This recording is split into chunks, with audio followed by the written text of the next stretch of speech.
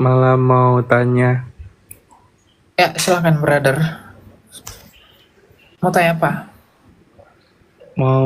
ini apa namanya? Agama yang tertua menurut Kak Elia siapa? Agama yang tertua? Mungkin kalau di dunia ini mungkin Hindu ya. Kalau keagamaan yang tertua itu mungkin Hindu. Gitu. Terus kalau secara logika aku kan agama yang tertua itu berarti agama yang pertama kali ada, otomatis baru adalah agama-agama baru, bener nggak? Nah, terus kenapa agama baru ini datang tidak gimana maksudnya tidak mengikuti agama yang tertua aja? Agama Paham yang nggak tertua maksudnya? gini, agama yang tertua. Kamu mendefinisikan agama itu apa? Lalu yang kamu maksud yang tertua itu nominanya kah atau realitanya? Ini harus kamu pahami. Agama tertua, secara nomina mungkin Hindu yang tertua. Tapi secara realitanya yang tertua itu apa? Pasti yang ada di zaman Adam. Nah, di zamannya Adam apa janji yang diberikan kepada Adam? Kan Mesias. Berarti Adam percaya kepada Mesias yang akan datang nggak?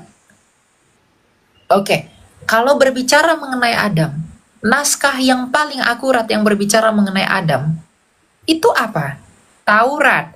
Di dalam Taurat, ya, yang dijanjikan Allah kepada Adam ketika penciptaan dan kejatuhan setelah penciptaan itu apa? Kan Mesias. Mesias itu bahasa Yunaninya apa? Kristos. Berarti Tuhan menjanjikan Kristos kepada Adam. Artinya Adam percaya kepada Kristos yang akan datang. Memang kata Kristen di waktu itu belum ada nominanya, tapi realitanya udah ada nggak mempercayai Kristus yang akan datang?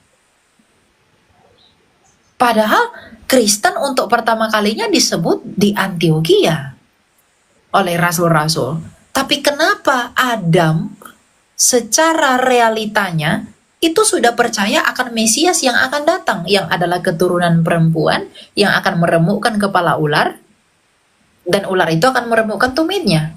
Ada nggak di Hindu begitu? Nggak ada. Nah, berarti secara nomina mungkin Hindu yang tertua, tapi secara realita yang tertua siapa?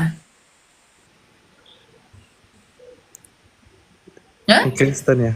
Ya Kristen. Karena Adam itu percaya kepada Mesias yang akan datang. Tuhan nggak kasih agama kepada Adam. Nggak ada Tuhan bilang, Adam, inilah agama yang kuridoi. Nggak ada. Yang Tuhan janjikan kepada Adam itu, aku akan memberikan seorang Mesias yang akan datang. Keturunan perempuan, yang hanya dari perempuan. Siapa yang hanya dari perempuan? Adam. Tuhan Yesus. Jadi kalau ada orang bertanya, saya akan secara jujur mengatakan agama tertua itu secara nomina pasti Hindu. Tapi realitanya, jadi bedakan nominanya, bedakan realitanya. Gitu. Jadi yang sejarah pelajaran kita belajar sejarah itu Itu gimana? benar karena itu benar karena itu history by nominanya. Ya mereka mempelajari histori karena nominanya ada kan. Tapi coba saya tanyakan sama kamu, di dalam perjanjian lama, sejarah-sejarah yang ada di perjanjian lama, di mana si Yesaya menubuatkan ini, si Musa mengatakan ini, itu merujuk kepada siapa? Aku nggak tahu cerita Kristen buta, jadi nggak tahu Mesias itu apa tuh, nggak ngerti.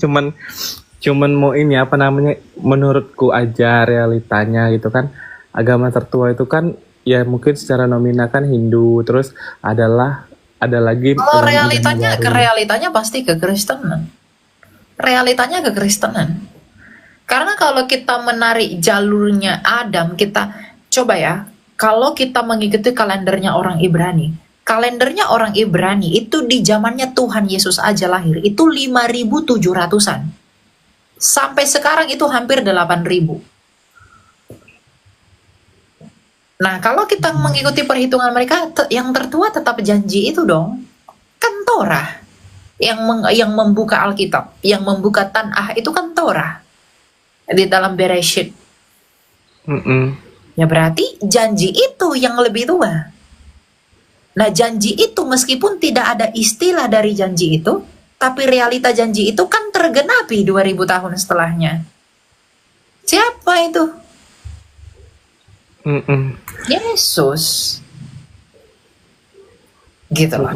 Jadi ya silahkan gitu. Tapi kalau saya cara berpikirnya begitu simple.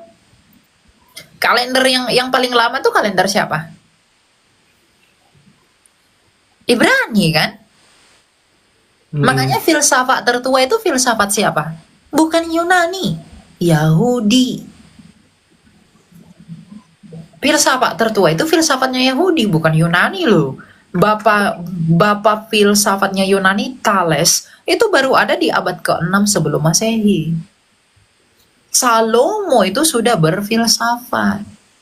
Bahkan Musa itu seorang filsuf. Ya, kalian mau tanya lagi satu boleh? Ya silakan. Apa itu? Menurut Kak Elia, kita kan beragam ya, beragam kan. Terus kalau di Kristen kan berarti hanya orang yang percaya Kristus yang masuk surga, benar nggak? Kerajaan Allah. Nah, yang tidak percaya atau agama lain akan secara otomatis tidak akan masuk ke kerajaan Allah, benar nggak? Betul. Nah, apakah ada contoh di agama lain, terus dia tuh kayak kusuk, terus tuh dia rajin dan segala macam? Apakah masih tidak bisa ditolong oleh Tuhan gitu? Oke, sekarang saya tanya begini. Sebaik-baiknya orang dia punya dosa atau enggak? Kayaknya ada, kan nggak ada manusia yang suci. Betul. Jadi sebaik-baiknya orang dia pasti punya dosa. Nah, upah dosa itu apa? Itu kematian. Jadi begini loh. Kami orang Kristen menginjili kalian itu bukan karena aduh biar saya dapat upah, biar saya mengambil keuntungan dari kamu. No. Kita memberitakan Injil itu sebagai cara kita untuk memberitahu bahwa lihatlah kamu ini, kamu sedang di dalam kematian. Maka kamu harus percaya kepada Dia yang telah mengalahkan kematian. Siapa yang telah mengalahkan kematian? Yesus Kristus. Melalui apa? Kebangkitannya. Ada nggak pribadi yang bangkit selain Kristus dalam sejarah? Tidak ada. Hanya Dia saja. Yang artinya, kalau Dia saja bisa mengalahkan kematian itu, lalu mengapa kita yang pasti mati itu tidak beriman kepada Dia yang hidup kembali? Gitu loh. Jadi kita itu percaya, makanya saya selalu bilang sama orang, tujuan kamu bertuhan itu apa? Kamu baik, oke, kamu baik. Tapi kamu punya dosa. Kalau kamu berharap Tuhan mengupahimu sorga karena perbuatan baikmu, lalu bagaimana dengan kejahatanmu? Apakah Tuhan tidak mengupahinya juga dengan kematian? Lalu bagaimana porsinya?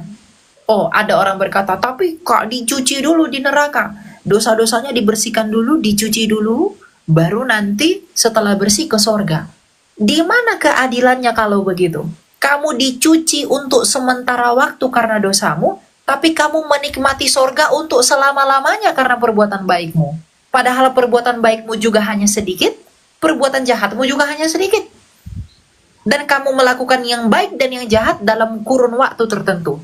Tapi mengapa Tuhan mengupahi kejahatanmu dengan neraka hanya dengan sekian waktu, tapi memberimu kekekalan atau sorga dengan waktu yang lebih panjang? Di mana keadilannya kalau begitu? Jadi kalau ada orang mengatakan kami dicuci dulu di sorga, di neraka baru kami masuk sorga, itu bukan keadilan. Itu nggak keadilan Allah.